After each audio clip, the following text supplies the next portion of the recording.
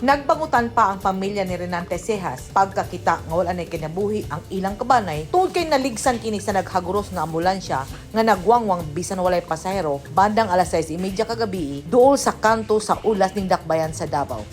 Sumala sa mga nakakita, bisan mihunong ng biktima gibanggaan kini sa ambulansya ug naguyod pa ang iyang lawas hinungdan sa hinanaling kamatayon. Dili madawat sa pamilya ang nahitabo kang Renante. Sumala sa kauban ni Renante. Akong kauban, ma'am, hindi kami duty. Tabok siya. Pero kita na ko siya, diyan hunong siya. Na may ambulansya nagwangwang. Ano ba? Naalaw mo. Isang pangasin mong kauban. Ha? Isang pangasin mong kauban. Kauban lang nabantaan? Si Renante. Renante. Diaz. Ha? Diaz. Diaz. Diaz ba? Diaz. Diaz tapos. Okay, nabanggaan daw. Isulti man sila, nabanggaan. Ako ng uloy.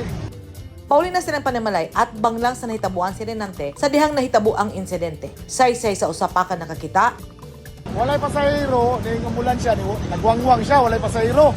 Gusto kay ang dagan, itabok ang tao, nabanggaan niya karon, naibalaan nga wala siya pasahero, ngano nag-emergency man siya. Gusto kay ang dagan. Dili na halos mahitsura ang lawas ni ini ug makita nga nabuak ang salamin sa ambulansya.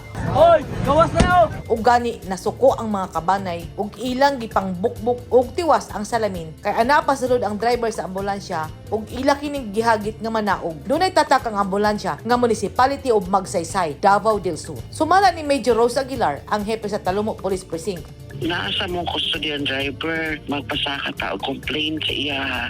Dapat today, ma-comply na nato itong mga documents sa i-prepare sa fiscal.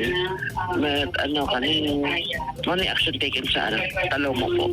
Gipusasan kinidaan sa mga pulis sulod sa ambulansya. Gipaatras na lang ang mobile sa pulis dool sa portahan sa ambulansya. Og murag kilat nga misakay ang driver sa mobile sa pulis ug gidala kini sa presinto. Dili lang kini ang unang higayon nga atong nakita nga dunay paglapas sa balawd ang mga driver sa ambulansya sa gobyerno. Kung atong tan-awon sa Section 43 sa Republic Act 4136, klaro nga dunay balawd nga sundon ang mga sakyanan nga nagdagan sa kadalanan og klaro nga ang ambulansya nga naggamit og wangwang ug nagsiga ang suga hatagan og prioridad kay nagdala kini og emergency o mga pasyente nga halos nag-apa sa ilang kinabuhi. Apan sa kaso sa ambulansya sa munisipyo sa Magsaysay, nagwangwang kini nga walay pasahero ug naghaguros pa og padagan. Sa Administrative Order number 2010-003, klaro kaayo nga ang ambulansya nga walay pasahero dili kinahanglan magwangwang. Kaya ang wangwang gamiton lang kung grabe na ang pasyente nga gikarga.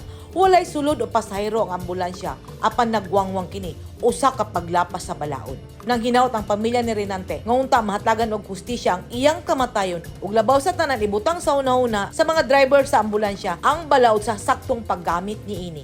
Edith Cadoayan, News 9 Philippines. Stay safe.